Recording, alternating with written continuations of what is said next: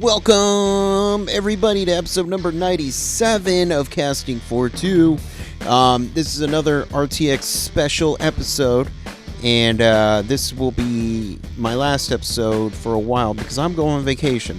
I'm going to get me some sun, hang out with my girl, and get drunk. But before I do that, I have Mr. Darin Ross, who is the inventor. He created the game Superfight, which is with Skybound Entertainment.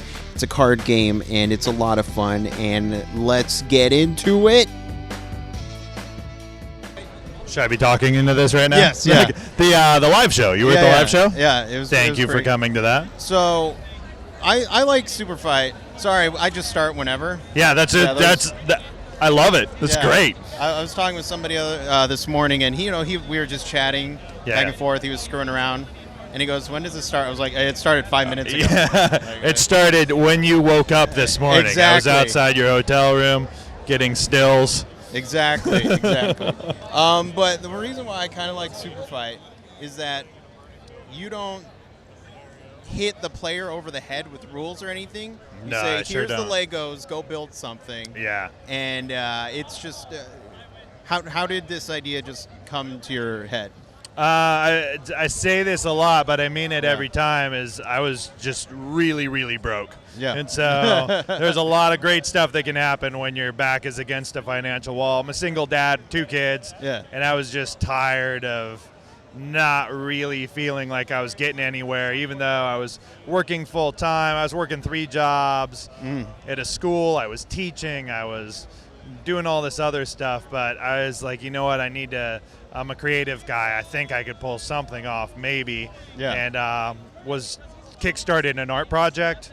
That did well, and then that's what got me realizing Kickstarter's a fantastic community. They'll support creative stuff, and what else can I throw at them? And I'd always been hoping to make a card game or a tabletop game. Yeah. So I sat down and like 3 minutes, I was like, I just want cards and things that fight, and it was like, oh my God, that's it. They're just going to be cards and things fighting. Why not? And so there were hurdles to overcome. There was, how do you make a game that's not anonymous, because everybody says, man, this is just Cards Against Humanity, because it looks like it. It physically resembles it. Right. Not realizing all of the new mechanics that are in the game that were anonymous, judge-based games. Are people going to be picking their girlfriend every time? Or how are we going to make it not anonymous? Because I really want people arguing with each other.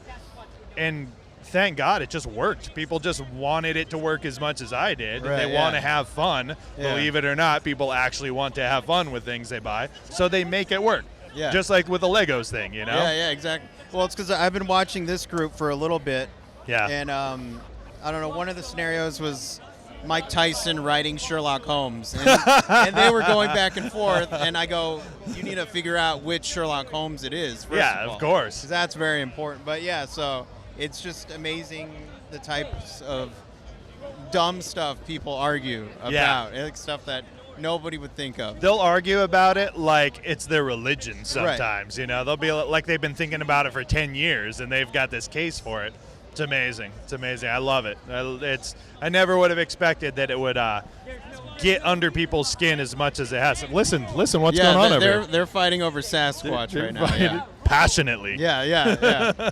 It's, Republican debate. Sasquatch. Nothing. Sasquatch. Yeah, Trump never got that loud. So. How long did it take you to come up with the name? And were there alts? Superfight was the first one that I thought up, and it was same day. It was the kind of thing, because you can tell it's the kind of name that was a starting point. It's like, I don't know, Super Fight. Yeah. And then just like, there's no way that's available. It's so easy. Yeah, that's true. And it was. I was like, oh God, okay, I guess that's mine now. So it's used a lot in Ultimate Fighting Championship. Right, yeah. And boxing. So I got to deal with that in Twitter hashtag searches, but not in a card game, so it's mine now. There you go. Do you have a favorite card? Oh, man, somebody asked me that today, and it's the kind of thing where it's like I really can't see the forest for the trees anymore because I've been looking at these so long. But I really like the weird cards. Right. So my favorite cards, I do have a favorite card. So my favorite my brand of game, the kind of game that I like, or what I like about this game, is when stuff looks like it's reaching a point and then just goes all to heck. Like a card really screws up the fight. Yeah. And a lot of those cards are in the purple deck. Oh, so okay, the purple deck is like, oh, you're both chained together with a 50-foot chain, and that's going to, if you were an airborne thing, that screws up your whole game. Yeah. So there's a card in there that for some reason is always stuck with me, where both of your fighters are shot out of huge cannons from 1 mile apart. Okay. So the whole fight happens in the air. At one point, you got to pass each other. So even if all you've got is a baseball bat, you got to time it. And I just love that. I love the thought of that, because that really, to me, hits home with what Superfight's all about in terms of, sounds like I'm doing an ad when I really don't care to do an ad. And I'm doing an ad for what I like about it. It's just like, you actually have to think about it. Right. Sherlock Holmes is under you. Who was writing Sherlock Holmes? Mike Tyson. Mike Tyson. You're both shot out of a cannon. Yeah. How am I what kind of leverage am I going to be able to get? Right. And I like that beyond the point of trying to get a point from somebody. I like that because it fires synapses that aren't otherwise getting fired. You know, you're thinking about things in a actual fun way. Right. And it's fun. Like it's just fun. I've never played this or really seen people actually play it for points. It's just a reason to sit down and laugh about dumb stuff. Right. So that's Which what is I love. America in a nutshell. Yeah, totally. Let's laugh about dumb stuff. Yeah, very much so. So I need to learn, not to lose focus of that, because as a creative person trying to make any sort of entertainment whatsoever, whether it's the storytelling project or whatever, it's very easy to lose sight of the fact that, like I said earlier, people genuinely just want to have fun with something. Right, you know? yeah. So, like, Quentin Tarantino gets that. You know, he just makes fun, dumb stuff. He gets to make whatever he wants, and nobody says no. God, I sound like a 18-year-old film student bringing up Quentin Tarantino. So let's talk about what's in man. The case. We got to talk about Pulp Fiction and it wasn't in the It's clearly Marcellus Wallace's soul. Yes. Everybody knows Yeah, that. that's true. Is there an expansion that you want to do? No, there is. And I am demanding it's the next expansion we do, which is on Geek and Sundry's Twitch stream. I was a guest on there.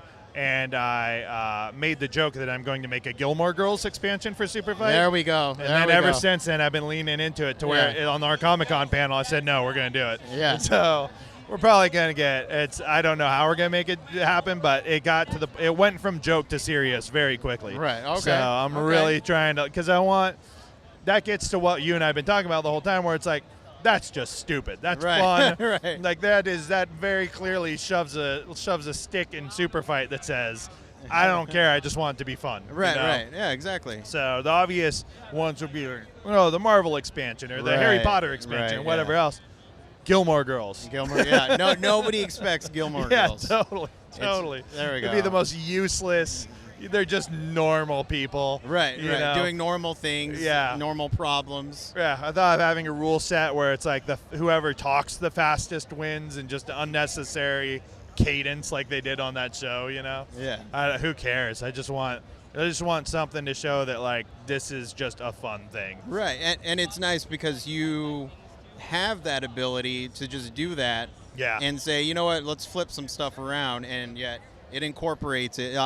Almost, I want to say future-proofing, I guess, would be a good term. So I agree with that. There you go. So can you briefly, just in a nutshell, for the people who are listening, just describe the game real quick? Yeah, it's at its simplest, it's who would win in a fight. It's arguing over who would win in a fight.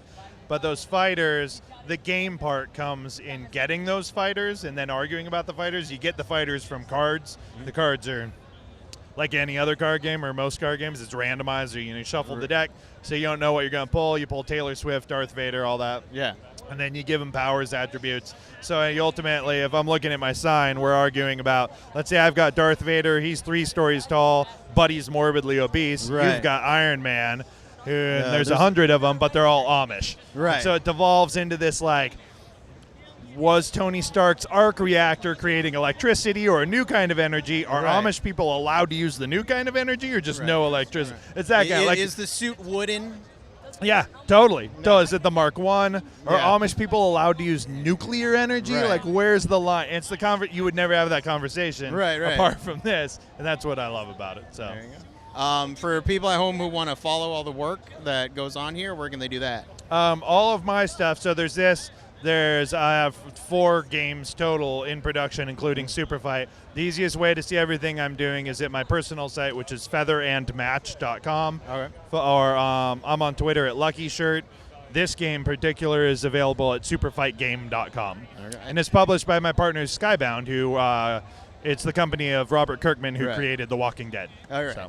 And people should stand in line for the new Gilmore Girls expansion. You might want to start camping right now. By the time you listen to it, it's out right now, and Yeah. it's sold tons of them. Start Sold camping out. at your closest Hot Topic. There we go. Because I'm sure that's where we'll sell the most of the Gilmore Or Girls. CVS. CVS. yeah, it'll be right next to the thing that like grabs soup cans off your top shelf. There we go. That's where you'll find the money's Gilmore at. Girls. That's where it's all at. That next to the Twix bars. Oh man, that's where my money's at. There you go. Hey everybody. All right, so I had the chance to talk with Ian Moreno, who is the production coordinator for Behemoth Games, and he's working on a new project called Pit People. I actually had the chance to play it, had a lot of fun with it, and you know they've done Battle Block Theater and Castle Crashers, so it's along the same look as those games, but it's a turn-based team strategy game, and in the episode you'll hear us talk about it and all that good stuff. But you know what? Let's just get into this episode, and thank you so much, Behemoth, for letting me play the game.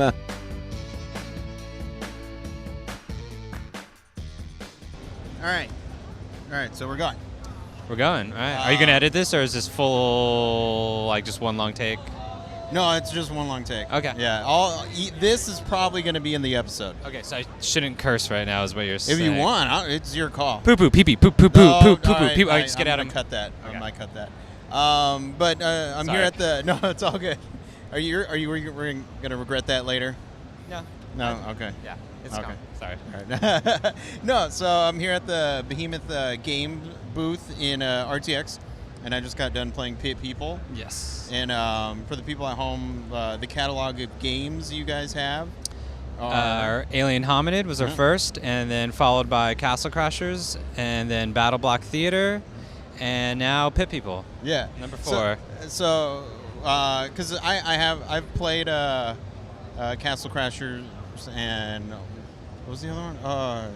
Battle Block Theater? Yeah, I'm drawing a blank. I play it. I have it on my computer. I bought it through the Steam sale, and It's cool. Dude, lots of games. Our yeah, libraries are exactly. Where did Pit People, the idea for that game, come up with? Oh, the idea. Yeah. Oh, interesting. Yeah, that one's so.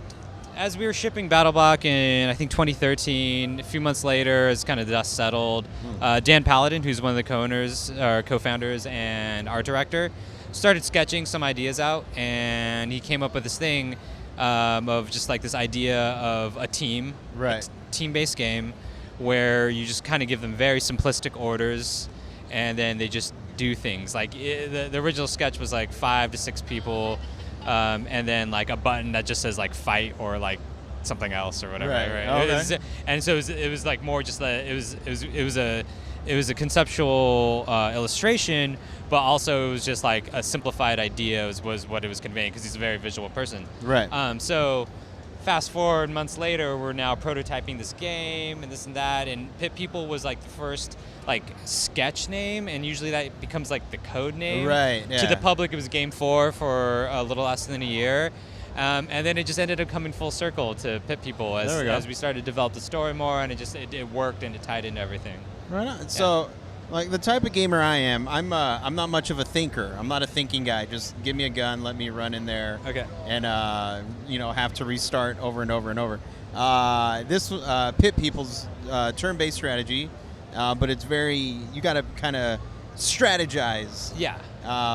And for me, I could actually do it. It's not something that I think people are going to have too much trouble with. No, It's for a lot of gamers. That's what I'm trying to say. yeah, absolutely, and that was kind of, and that was the other side, is like all our games in general, we have this thing where we want to make all our games, we want to be accessible, Right.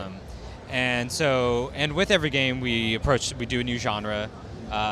We did shooter, Right. brawler, puzzle platformer, and this one, which is totally kind of, I always think is a total departure in terms of like this classic kind of archetypes or genres, where this is our take on the strategy genre. And with that is that we wanted to make a strategy game that people who would not normally play strategy games would maybe pick up and play. Yeah. So we streamlined the experience a bunch, and I'm sure, as you saw, is that it's not like when you're doing the pathing and the tactics and stuff, you're not telling him exactly what to do, and that's where you get lost in the minutia and like what you're talking about, this that thinking and figuring it out and spending. No.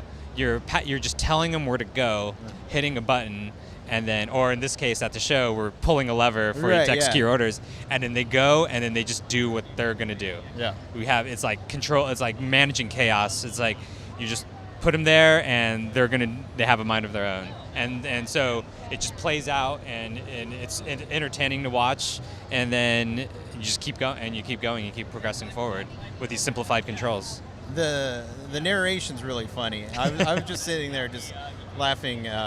Where did that idea, like making it almost like a storybook, where did that idea kind of come from? Where was that? It definitely it started with BattleBlock, which was our first foray into narration in general. And it's the same VO actor, Will Stamper, who really writes and does all his own stuff. And after BattleBlock, we wanted to bring him back again because it's just so much fun to work with. Right. And so we developed this new character, this new rare, and there are definitely different iterations because it had to be different from BattleBlock, but you still know it's him and be its own thing. And in this, it's definitely way more integrated in that it's not just telling the story. It's telling the story, but but obviously there's, I don't want to spoil, but there's more to him than just than just a omnipotent narrator. There's definitely some interaction with him, with the narrator, and he interacts with you. So we wanted to make something that's more integrated and just as much as him as possible. And he also does a lot of the gibberish voices as well. Yeah. And so obviously between the games, there's a similar art style going on. Was there something interesting that you could do to this one that you weren't able to do with the other two?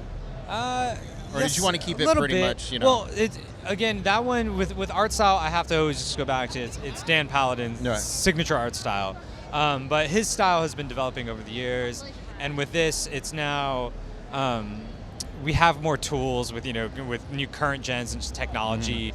We could be more crudo food. Crudo, and I would have said absolutely. Gratuitous. Just more gratuitous effects and stuff, and so there's a lot more. What do you call them? There's a term that I'm blanking on because I'm tired. It has to do with the particles. Particles. There we go. Gratuitous particle systems, and yeah, we were definitely able to like layer a lot more stuff going on screen. But it goes back to his style, but he definitely tweaks it for each one. Like Chaos Crushers are their own thing. BattleBlock Theater characters are their own thing, and now with this Pit People, it's still his style, but it's like a sub-style within the style. Right. With a lot more layers. We like a lot more layers. And with Pit People, I only got up to 5 people. How big of a team can you really build? It'll go to 6. 6, okay. Yeah. Okay, cool. And for the people at home who want to pick this up, it's still being worked on, I'm assuming? Oh, it comes out tomorrow. It comes out tomorrow. Just kidding. I'm totally joking. I'm joking. Don't call me. On your Linux and Windows phone devices. Every iOS, it's TBA. Okay, gotcha. No release date at this time, but I can't say that we do have. This is probably one of our fastest development cycles ever. We're moving really fast, and a lot of the core gameplay is there. We're just building out content, and yeah, you should hear something soonly-ish. There we go. But yeah, there you go. Yeah. So Ian, anything you want to, for people at home who want to keep it, in the loop, where can they do that? Yeah, you could go to thebehemoth.com or pitpeople.com, all the usual social network suspects. And yeah, Pit People, it's a fast-paced, turn-based co-op adventure. There we go. Coming tomorrow. Or right now, whenever you're listening to it, whenever. Thank you very much. Thank you.